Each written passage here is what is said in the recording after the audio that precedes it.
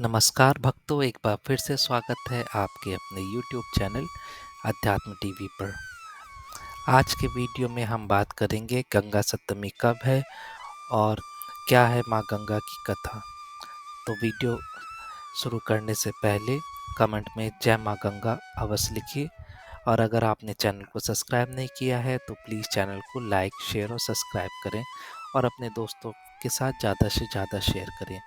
तो चलिए बिना किसी देरी करे चालू करते हैं गंगा सप्तमी की व्रत कथा। तो सबसे पहले भक्तों आपको बताएंगे कि गंगा सप्तमी इस बार 3 मई दिन शनिवार को पड़ रही है। दोस्तों, जो वैशाख मास होता है उसमें शुक्ल पक्ष की जो सप्तमी तिथि होती है उसको गंगा सप्तमी के रूप में मनाया जाता है। गंगा सप्तमी माँ गंगा को समर्पित एक दिन है।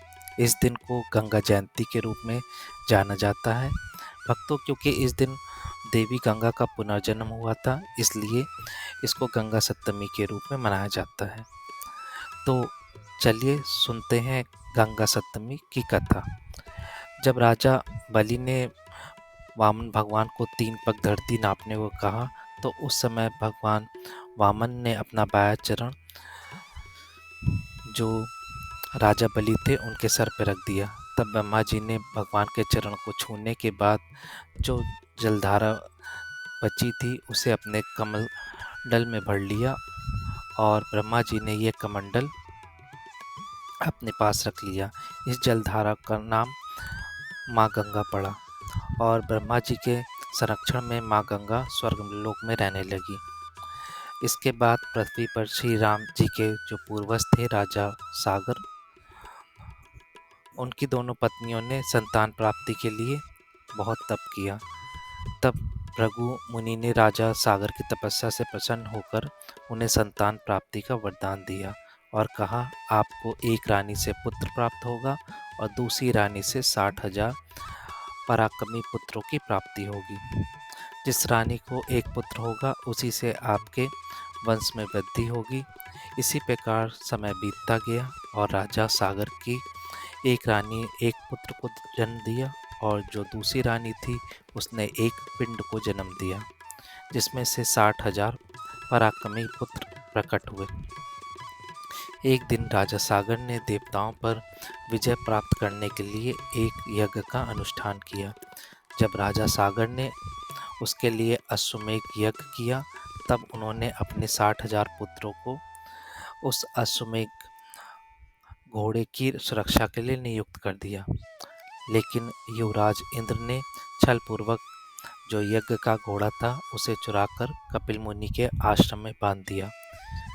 जब राजा सागर के 60,000 पुत्र घोड़े को ढूंढते ढूंढते कपिल ऋषि के आश्रम में पहुंचे तो उन्होंने वहां देखा कि कपिल ऋषि जो है वो तपस्या कर रहे हैं और घोड़ा वहीं पर बंधा है।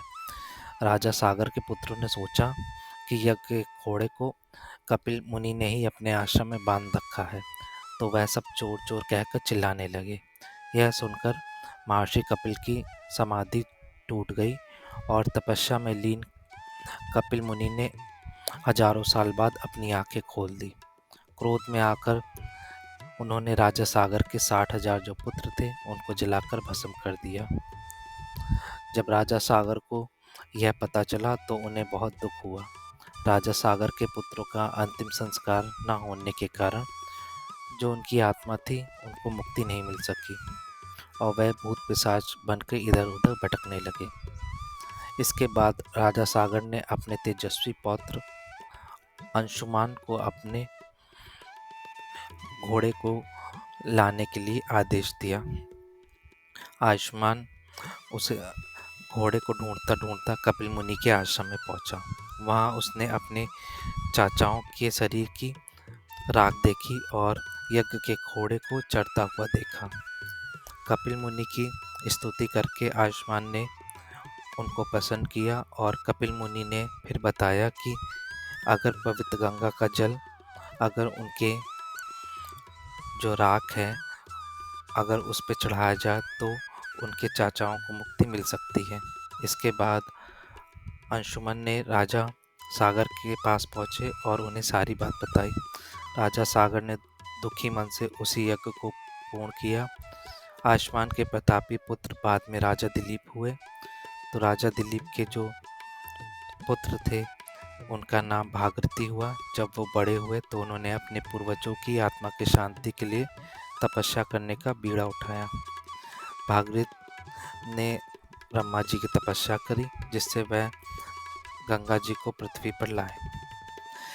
दोस्तों, ब्रह्मा जी की तपस्या भागीरथी जी ने बहुत कठोर तपस्या करी और उनको प्रसन्न किया, और गंगा को पृथ्वी पर भेजने के लिए ब्रह्मा जी तैयार हो गए। तब ब्रह्मा जी ने देवी गंगा को आदेश दिया कि वह पृथ्वी पर जाएं और पाताल लोक होते हुए जाएं, ताकि जो भागीरथ हैं उनके वंशज को मुक्ति मिल सके। तब देवी गंगा बोली, हे राजा, मैं इतनी ऊंचाई से पृथ्वी पर गिरूंगी तो पृथ्वी मेरा भार सहन नहीं कर सकेगी, और मेरा जो भार है उसे संभालने की शक्ति केवल भगवान शिव में है। उचित यही होगा कि मेरा भार और वेग संभालने के लिए आप भगवान शिव को अनुग्रह करें।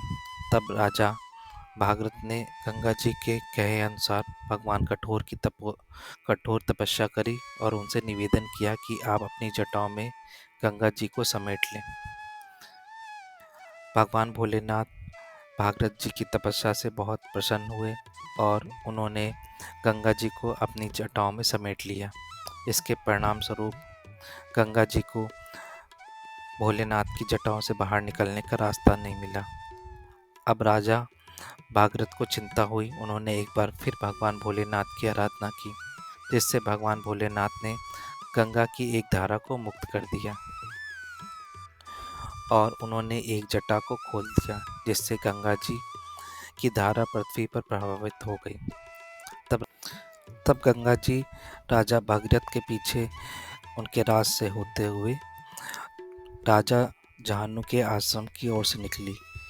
गंगा जी का वेग इतना तेज था कि ऋषि का आश्रम नष्ट हो गया, जिससे जाहनु ऋषि बहुत क्रोधित हो गए और क्रोध में आकर उन्होंने पूरी गंगा को पी लिया। जब भागीरथ जी ने देखा तो उन्होंने सभी देवताओं के साथ जाहनु ऋषि से क्षमा याचना करी और गंगा माँ को मुक्त करने का आग्रह किया, ताकि माँ गंगा से जन कल्याण हो सके। सभी देवताओं और भागीरथ जी की प्रार्थना से प्रसन्न होकर जाहनु ऋषि ने गंगा जी को मुक्त कर दिया, और तब वह धारा भागीरथ जी के पीछे पीछे गंगा सागर तक पहुंची, जहां उन्होंने राजा सागर के मरे हुए 60,000 पुत्रों का उद्धार कर दिया। जाहनु ऋषि द्वारा मुक्त करने की वजह से गंगा जी को जाहनु ऋषि की पुत्री जाह्नवी के रूप में भी जाना जाता है। पुराणों के अनुसार वैशाख शुक्ल पक्ष की सप्तमी को जाहनु ऋषि ने गंगा जी को मुक्त किया था, इसलिए इस दिन को जाहनु सप्तमी के नाम से भी जाना जाता है। तो भक्तों, यह थी आज की कथा। अगर आपको आज की कथा अच्छी लगी तो प्लीज़ हमारे चैनल को लाइक, शेयर और सब्सक्राइब करें, और ज़्यादा से ज़्यादा अपने दोस्तों के साथ शेयर करें, और कमेंट में जय माँ गंगा लिखना ना भूलें। मिलते हैं आपसे अगले वीडियो में, तब तक के लिए धन्यवाद।